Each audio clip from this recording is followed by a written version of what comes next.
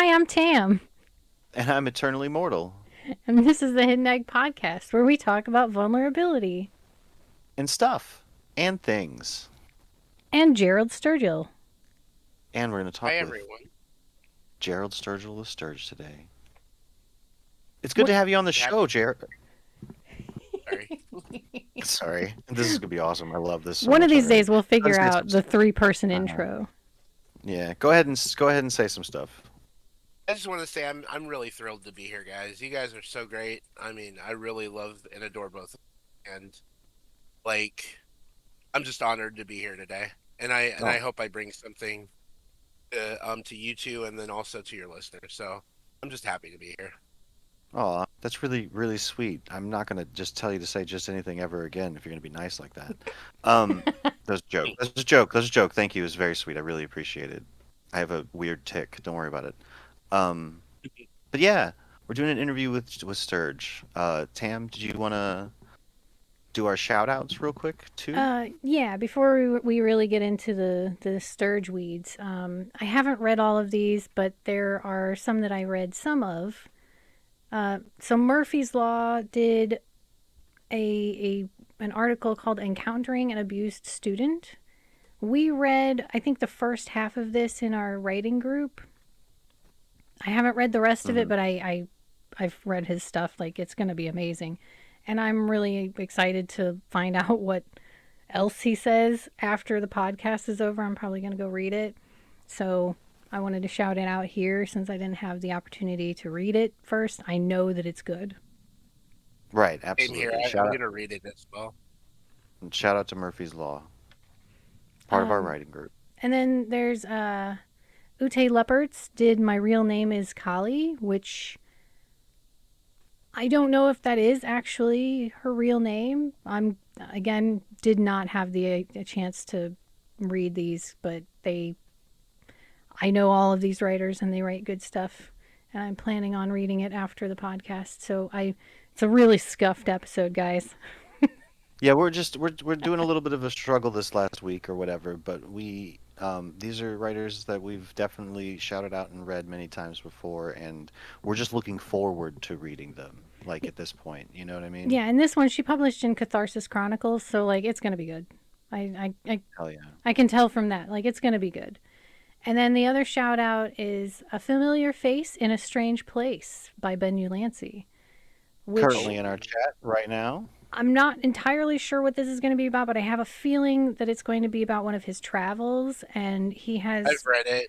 like, I feel like I'm experiencing the rest of the world vicariously through Ben. So I'm really excited to get to read that one as well. Would you like to say a couple of words about how you felt about it, Sturge? You don't have to. Just asking if you want to. I'm not without getting too much into it. It's while he's in Belize.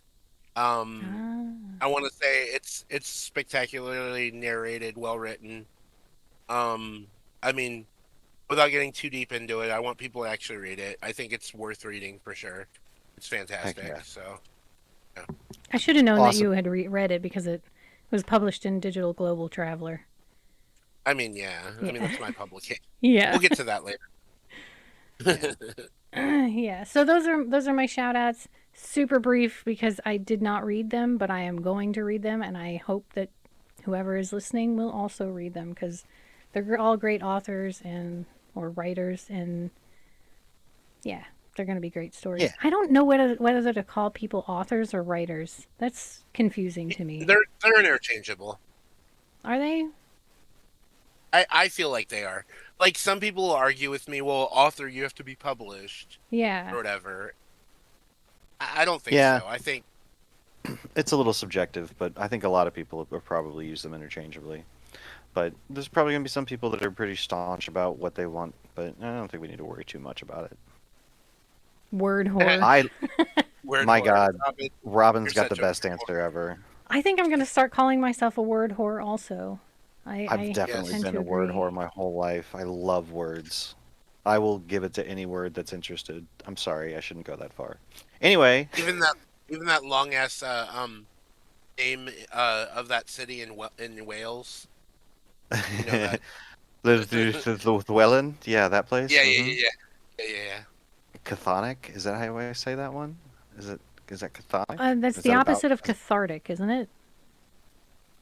He Um, wrote is, he is, wrote about it somewhere, and I vaguely remember the word, but it's not like nobody ever uses it.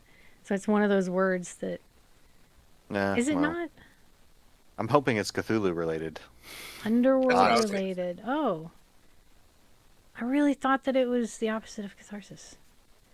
well, Cthulhu. Yeah, it does. It does have a reminiscent Cthulhu thing to it. it was pretty close. You had to type that out. I just had to say it. You were probably there before me, honestly. Yeah, which means she Um, thought of it before you did. exactly. Yep. All of us were thinking it. So um, anyway, yeah. So let's get to our guest, Gerald Sturgill, the Sturge. Thank you so much for are we being on our saying your show, last name right? I can't tell if it's Sturgill or Sturgill. No, no, no. You've been saying it right. Sturgill. Okay, cool. Okay.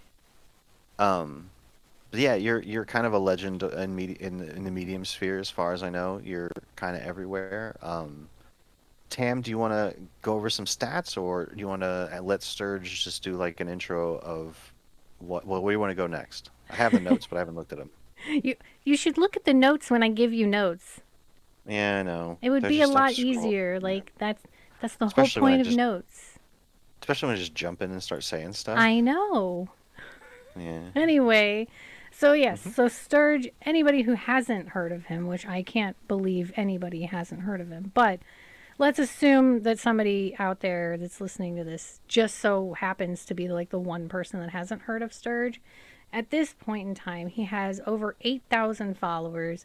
He's written at least 1,500 stories, probably way more by now. He owns 6 publications on Medium. He is an editor for God knows how many others. I don't know how many others, but I know that there are 15. 15 other that's not even the 6 that you own. 15 other publications that you're an editor for and a Boost nominator. So obviously he's an overachiever Just a Mhm. little bit. and he's widely known and extremely accomplished. Most people, like I said, if you've never heard of him, like go find him because trust me, everybody else has already heard of him. So why haven't you? You must be new. Not to mention that Sturge has been a big contributor to our chat for the entirety of the time. I think that we've had a chat available to us for the podcast. Keeps us entertained and going sometimes, and just a delight. And just about every single article we bring up to talk about on this program, Sturge is like, "Oh yeah, I've read that one," or at least I know that author. A lot of the writers that we shout out to or directly talk about their articles, they came from Sturge in some way. Not all of them, but a good portion of them. For sure. Despite all of that stuff, you I know Sturge has told me in the past he even has had writing lulls. Like everybody does. But like with all of these accolades, it's it's an interesting perspective that you can still end up having kind of like writer's block or just moments of frustration and not wanting to come back to writing. I'm wondering, how do you stay so inspired to continue building this Sturge empire? That's a good question, Tim. Well, like for me, like the lulls come and go. I'll have my moments where I just don't feel like writing, or I get afraid of writing, or like I start comparing myself to others, and um, it just feels a little daunting. Especially with my role as a Boost nominator, I get to see so many wonderful stories almost all the time because I have to go through a ton of stories to find ones that are worth presenting to the curators at Medium so that they can boost them. hmm And sometimes when I compare myself to certain writers and like get my put myself in a position like that, I I start to feel like maybe this isn't right for me. But then at sometimes I'm like thinking, what am I even thinking? Like I feel like my words can make a difference. Like whether like whatever emotion that is, if I'm making somebody laugh, smile, cry, or think, it's just if anybody could just even relate to like what I'm going through or my struggles, my vulnerabilities. If it's even just one person, like if I just get validation from one person, like I feel like that's enough. That makes me feel good about what I'm doing. Like that, despite these lulls, when I realize why I'm doing this, it keeps me going. I think I think that's important to understand why you're doing it. Oh, absolutely. Sounds like it goes into my next question of like, because a lot of people are motivated by money on Medium, your stories aren't even paywalled. So like you obviously have a different motivator than the majority of writers. And it sounds like that is that what you would say is like your motivation is just trying to reach out to other people? Yeah, well, what it started out as, because when I started back in August of 2021, I had just been denied for Social Security disability, and I didn't know what I was going to do with my life. I was just like, what am I even doing at this point? I'm just doing a routine where I can't work, and then I'm like playing video games all day and laying down because I can't really do much else. And I got to like look around, and I was trying to figure out what another hobby for me would be. And I think at that point I saw Medium like it was in the periphery. I started watching videos. I saw Zuli Rain, and she inspired me and brought me to Medium. And then from there, it kind of became something that I started to like a lot, and then got to love.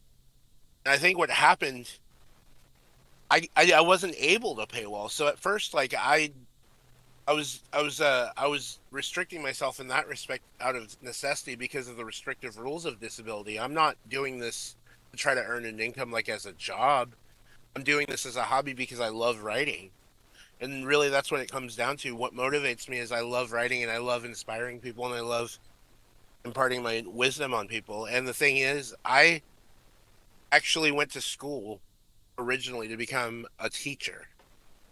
And the thing is like I feel like I can still kind of carry out those teacher like duties with Medium, with like all the things that I do for Medium, like editing, publishing, writing, Yeah, um, absolutely. all those things. Like all of that ties into what I was really meant to do, and that gives me a lot of satisfaction, a lot of validation, a lot of way. Yeah, that's I amazing. find, yeah, I find smiles in it. You know what I mean? Exactly. And being able to teach through Medium in a way makes it to where not only are you getting to kind of target what it is that you're teaching in a way that you couldn't as a regular teacher, but also your students are coming to you. They're choosing to come Yeah, to you instead of being forced to, like a lot of, I don't know what kind of teacher you were thinking about from before, but I wanted to be a teacher too. So, like, I see what you're talking about, and I think that's amazing. nice. Yeah, I was super into math, and I was gearing up to become a math teacher, and I love numbers. I still love numbers, How which is weird. ironic. Why Me too. it's weird. I ended up in a what they usually say is like the opposite field of number. Like you're either a writer or you're good with numbers, but some people are just good with both, I guess.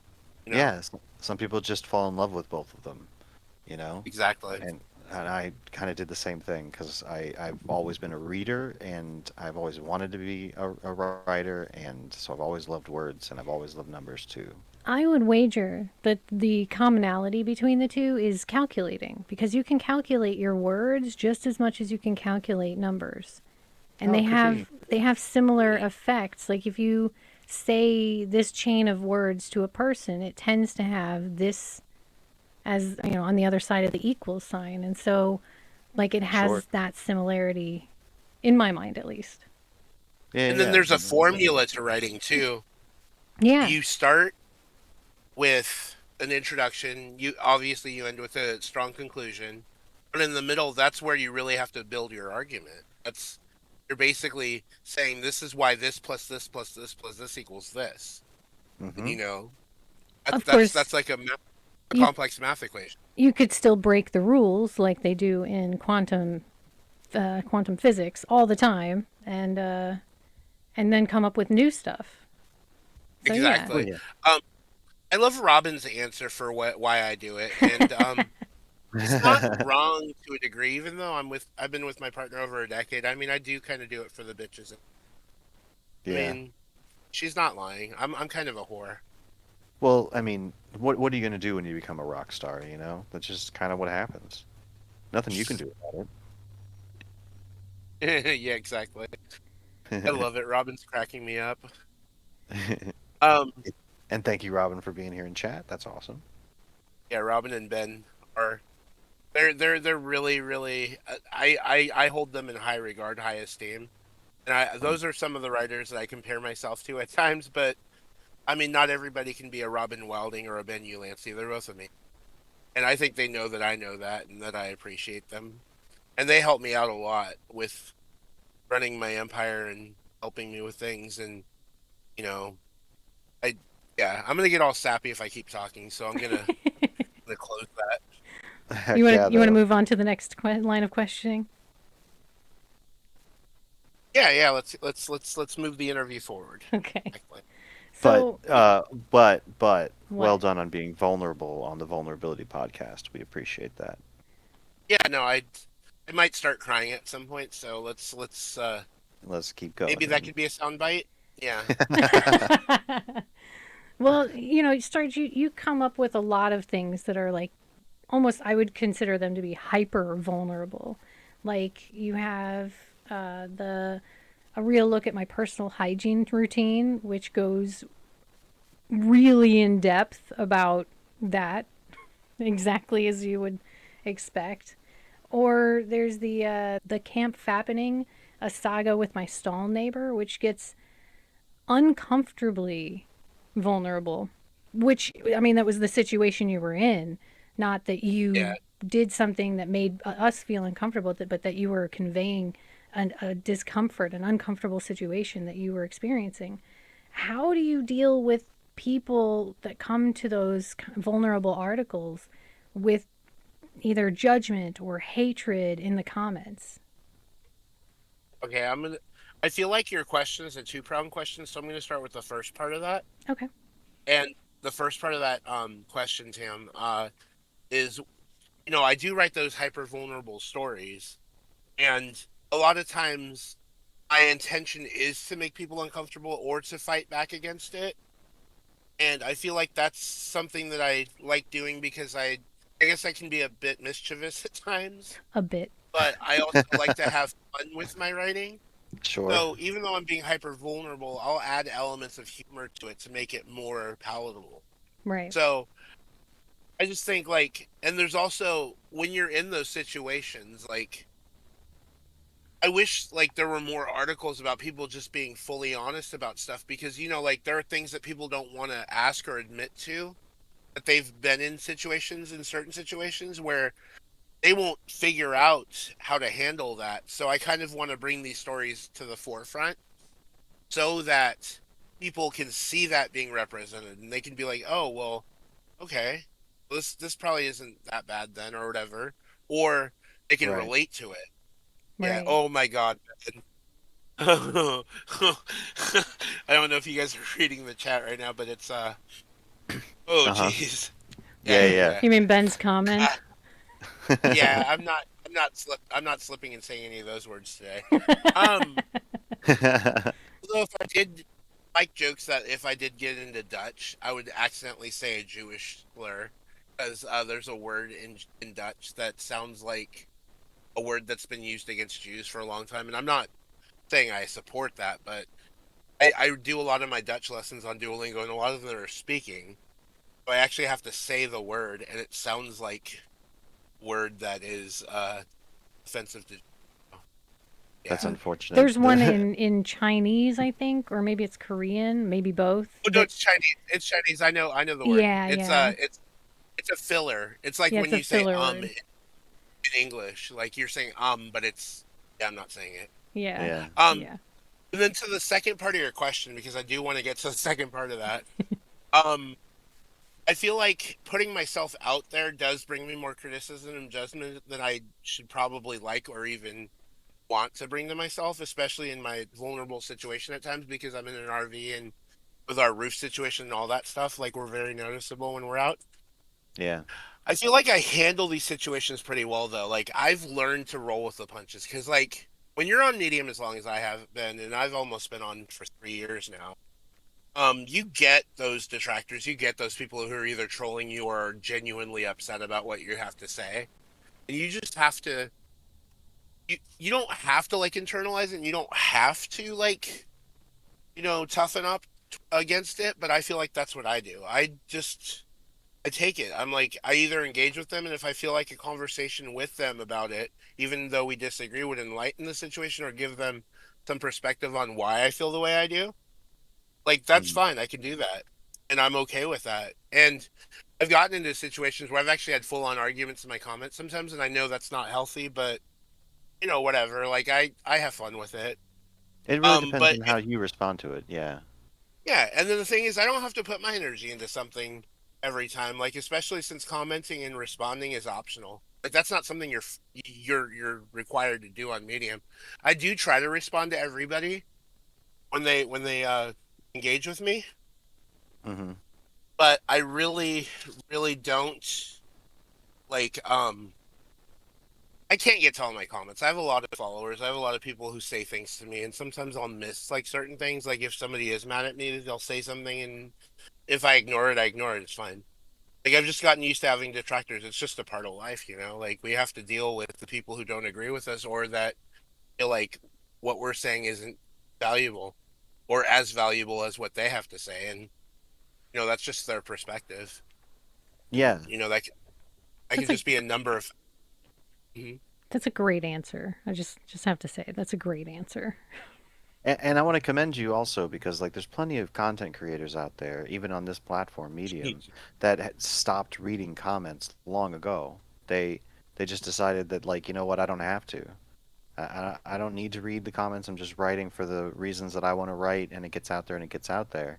But you're still engaging, and sure, some of it's shit. I get that, but you're still engaging. It takes a lot of courage. I just wanted to point that out and commend you for it because, I you know, I appreciate that. Thank you. hell yeah, right? Look Yeah. at Yeah, Ben. yeah.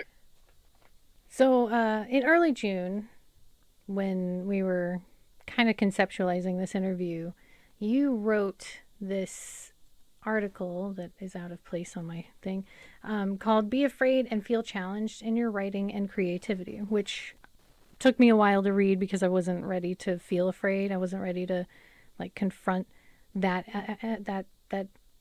portion of writing at the time.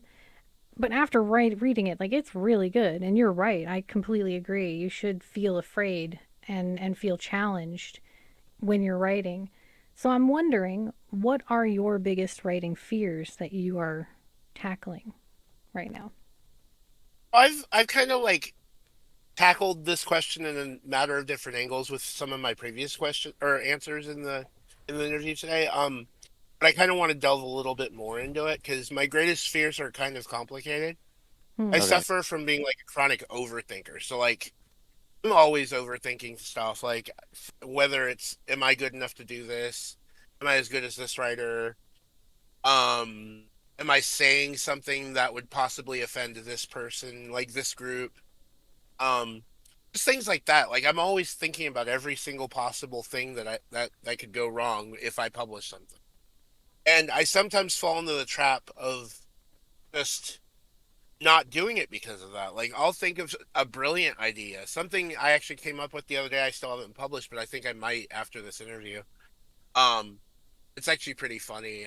I think it's funny, but I don't know. It might not be well received, but that's okay as long as I can get it out there. I think it'll be good. But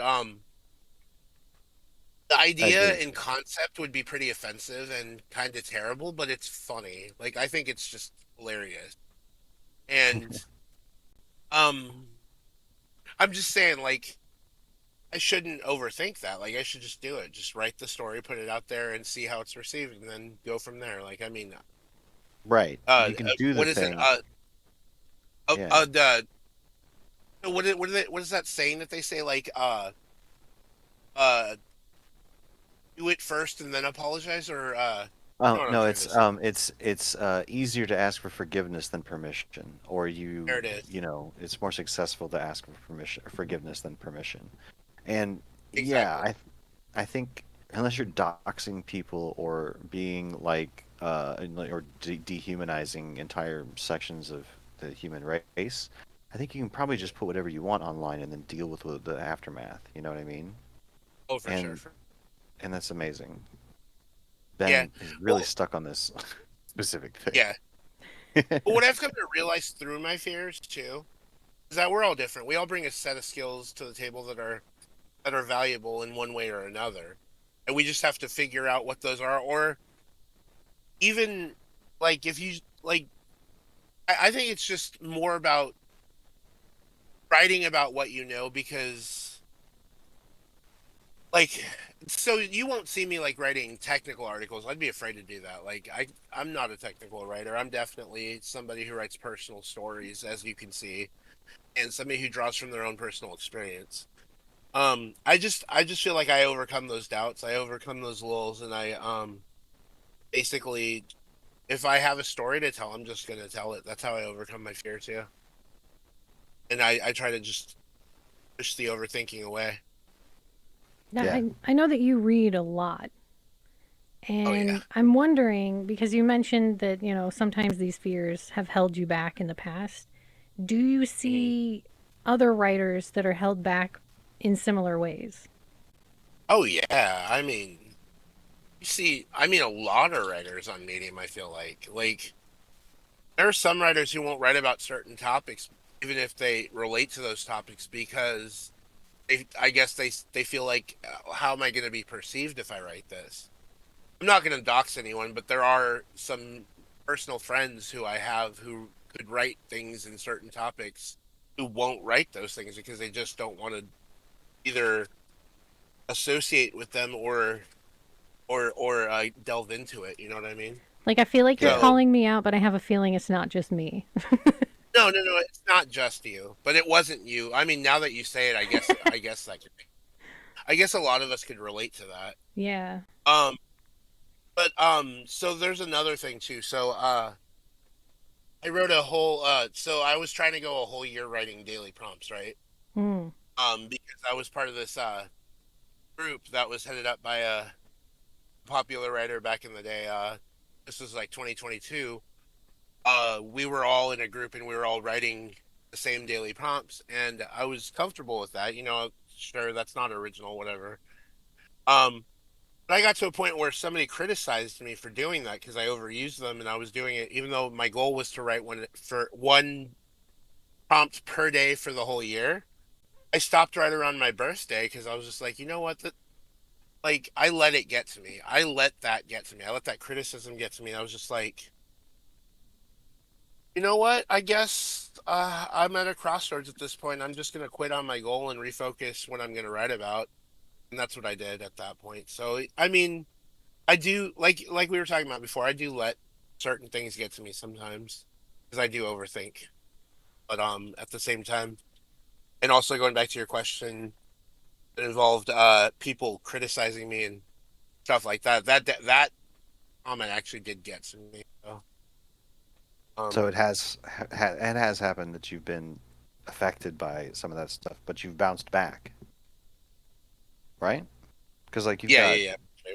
articles, 1,500 articles, and so you've clearly gone through that thing a couple of times, and Oh, that's more than a pretty couple. Yeah, for, pretty powerful, and it could be inspiring for people that are afraid to get into the ring with some of the people that are willing to say some weird shit in comments.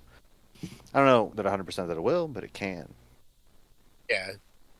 The thing is, Medium will, to an extent, will kind of moderate what they can say to you, but it won't completely shut it out. Like somebody could still come at you negatively, in a certain way, and Medium are like, well, this isn't against the rules, so I've had technically that they're allowed to. happen where they were Yeah, like kind of bullying me, and I reported them like, this is bullying, and they're like, yeah, it's not against our terms. And I'm like, good to know.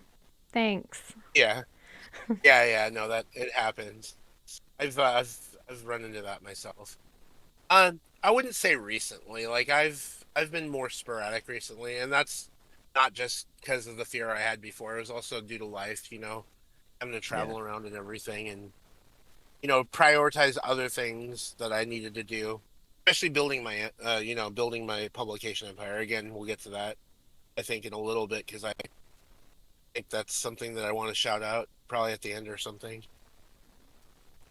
Good, But good yeah, for foresight there, like foreshadowing. we're definitely going to give Mhm. you an opportunity to plug anything that you want to plug. But where are we at with Wait, your? Mortal, I can plug anything at the end? Oh my goodness. So moving on. So I I mean, was you're giving me permission, right? This is Moving consent. on. Moving so on.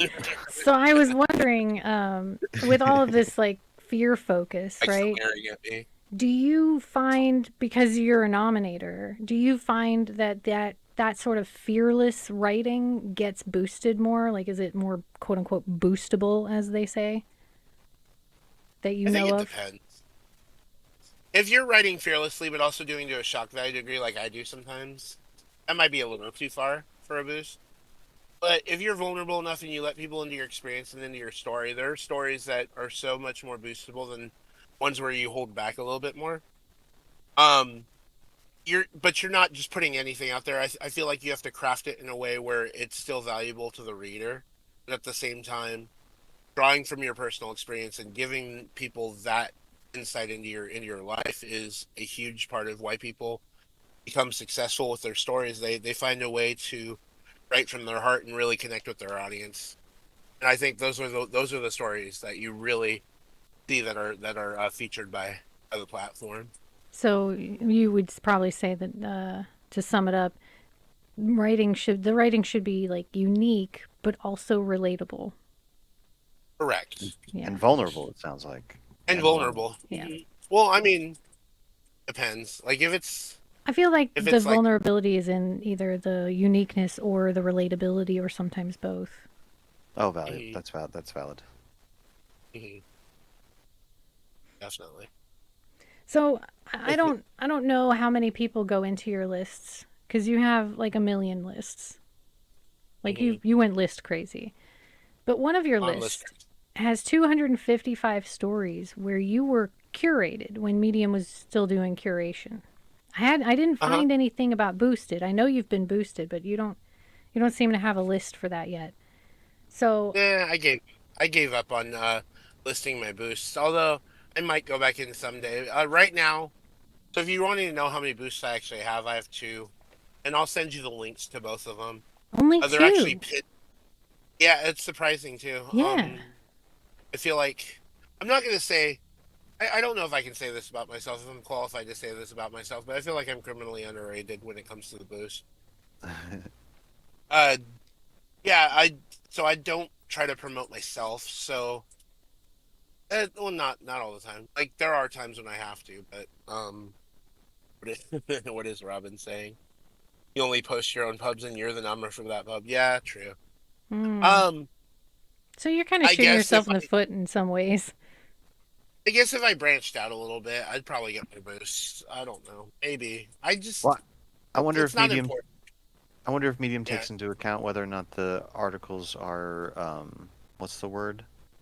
Paywalled, whatever the thing is. No, they No, don't. they don't. Because people who aren't paywalled, get boosted all the time. Huh. But no, the two stories that I have that are boosted are pinned on my account. They're thinking back on an unsustainable diet and a 12-step program and a dramatic weight loss. It was published in Illumination Curated. It's a I want to say 9-10 minute story about going through like an addiction recovery program to lose weight. It's like one of those food addict groups, and basically I chronicle how much weight I've lost in that year, what I had to do to get to that weight, how the group helped me and supported me through that, and how like just trying to inspire people that it's possible to lose weight and all that. I mean, I've Mm. since gained it back, but like in that moment when I was in that program and committed to it, I was able to lose the weight, but it was unsustainable. Like I said in the title, that's Hmm. really an unsustainable health lifestyle unless you're like really just hyper focused on it. Like I don't think most people can complete that without slipping at least once. Hmm. Understood. Yeah. The other story that I had that was boosted is actually from my own publication, Digital Global Traveler. So Robin is half right on that. I actually did get boosted in my own pub, and it wasn't even me who did the boost. It's called What Not to Do When Driving by Someone's Home. And this was a story about people gawking at how unique our RV looks and how we were in the cabin. There was this guy taking pictures of our RV while we were in the cabin. I was looking at him and he kind of looked like a creep. So I Rude. basically wrote that it's rude to do that, especially when you can see the people right in the cab taking pictures. I'm like, what's he gonna do? Is he gonna post those pictures online and tell people to like target us or something? Like, I don't know what's going on there. Maybe he's just admiring it, but he didn't ask for consent. Like, I'm in Yeah, the I'm in the that's crummy. in the lurch in that. Like, I have no idea what he's wanting to do with those pictures. Hmm. Yeah, that sucks.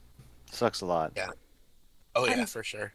out of all of your, 1,500 plus articles, do you have a favorite or favorites? I have some favorites. I well, my favorite types of stories that I write are usually the ones that I just get really silly with and go like humor. Humor is really like one of my favorite genres, and I really do like writing humor. I didn't do it as much for a while, but I had a feeling you might ask me this question, so I actually brought a list of four stories that I want to share with everyone that I love. Nice. You'll One have of to them's send me called the what links. I will. One of them's called "What Do Women Really Want in Bed," and it's hilarious and not what you're expecting. Well, no, Um, because the other, you're gay. yeah, yeah. The other one is "Your Husband is Dead and Your Baby and Cat Can Talk." That one gets very absurdist, I love that. and it's to the point where like it's wacky. It's a wacky story, and I love it. One that I wrote recently, actually, for Mudium is called "What to Do When You Have a Little Money to Work With," and I'm proud of this one. I wrote this one in a half hour in a workshop for Mudium. So they have this weekly writing group, and it's on Sundays at 3 Eastern. So I go in there, right, bust this Um, out because the prompt for that day was understatement. So I'm thinking in my head, I'm like, how can I do humor with understatement? And I came up with this guy who wins the lottery and wins $270 million, and he's trying to budget. So it's hilarious. It's hilarious. right on. It's Yeah, fantastic. and then the other one that got a lot of engagement, a lot of attention, even without being boosted. This was before the boost. Was I never thought I'd see these two stores next to each other in a mall. And it was me. It was just a picture I saw. I um took a picture of it, right, and it was a BJ's next to a Dick's Sporting Goods. So so it was BJ's and Dick's, Uh-huh. and Uh-huh.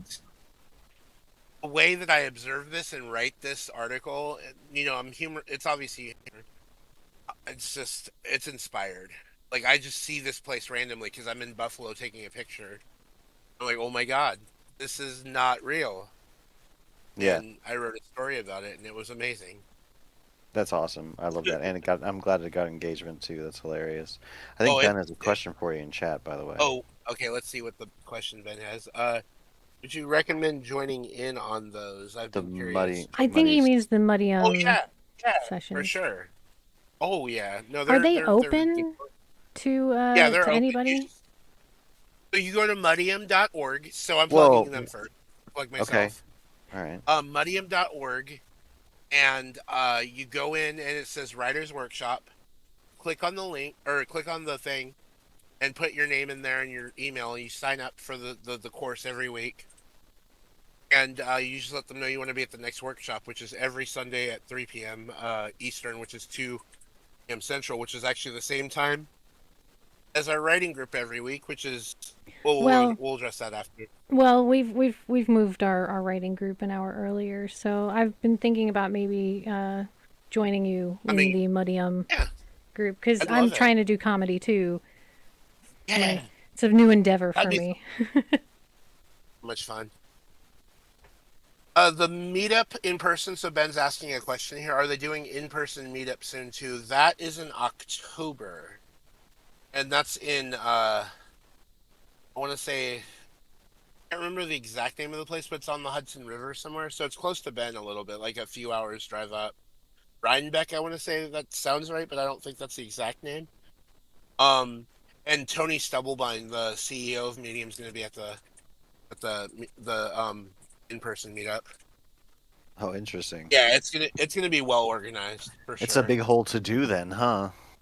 Especially since Tony's gonna be there. I mean, I Yeah, that's just the made it boss that man. much. That's the boss man going to a Mudium writer retreat. Where is Yeah, that going I'm to be? The in-person thing? Like New York it's in the or east. Ah, It's in eastern New northeast York. somewhere. Yeah. yeah, No, that's no, never no. happening Well, for I mean me. northeast, but No. Hudson River. Yeah, like No. a couple hours north of New York City. Right on.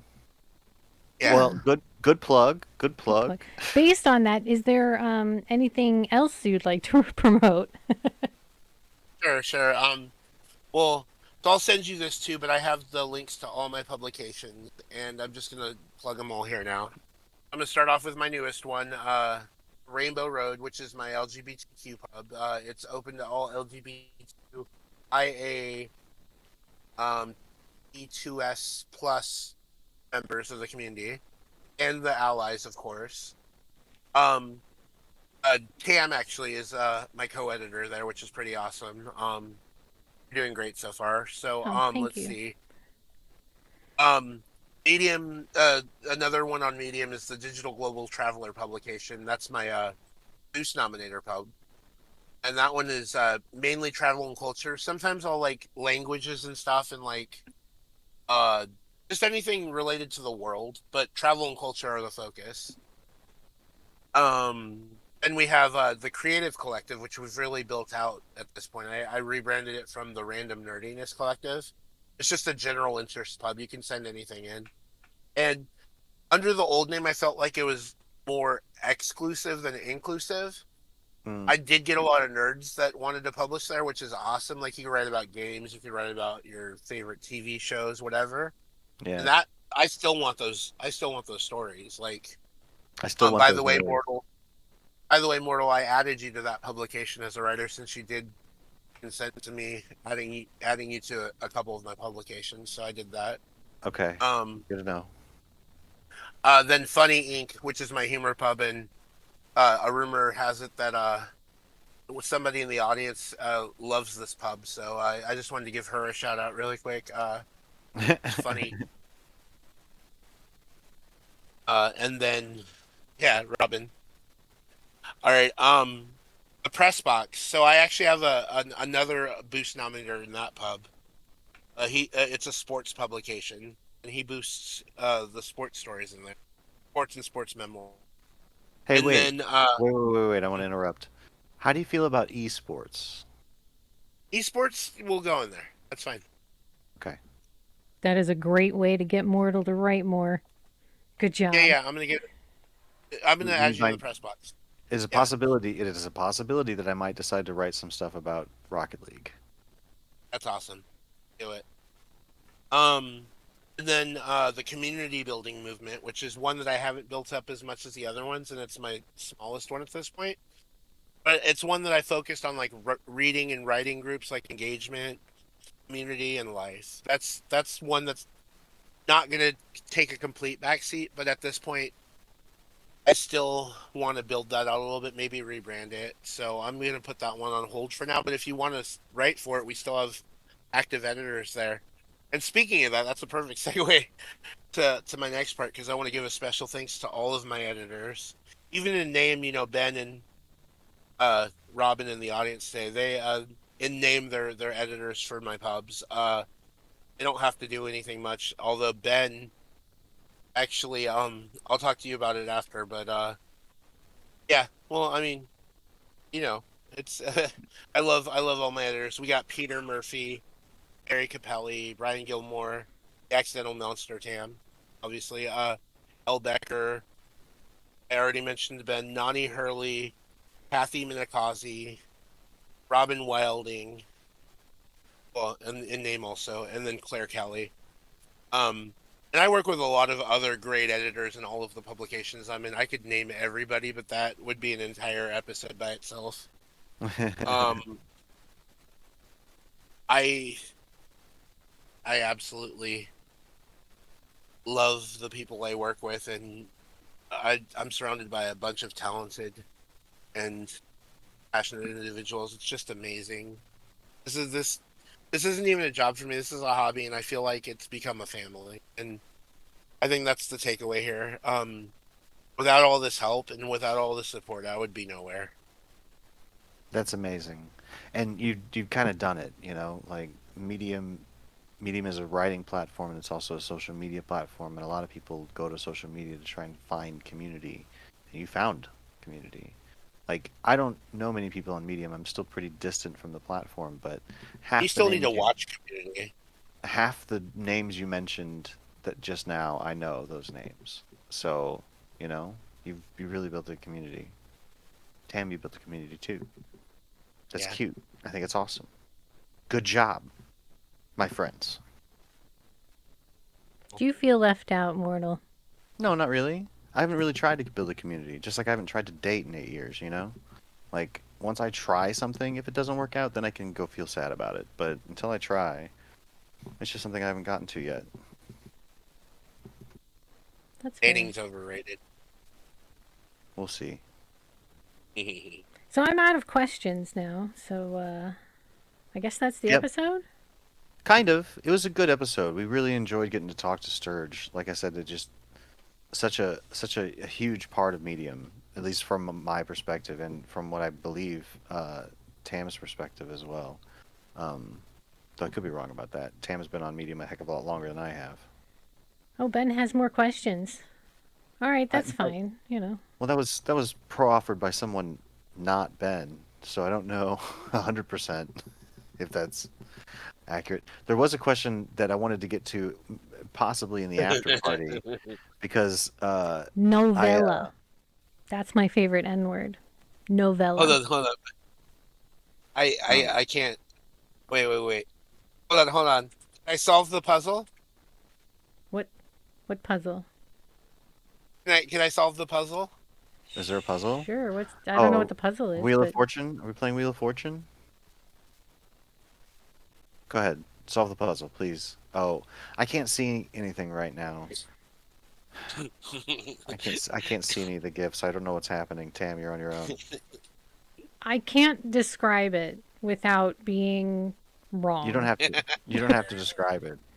You know, It's a No, just that's not my. Jeopardy. It's a just Jeopardy del- thing. It's Wheel of ju- Fortune. It's Wheel of Fortune. just Oh, delete it if it's dicks. That's all I'm saying. it's not. It's not No. dicks. In some ways, it's a little worse, but it's Yeah, it's a missing. little It's missing an A, guys. It's an A that is supposed to go in there.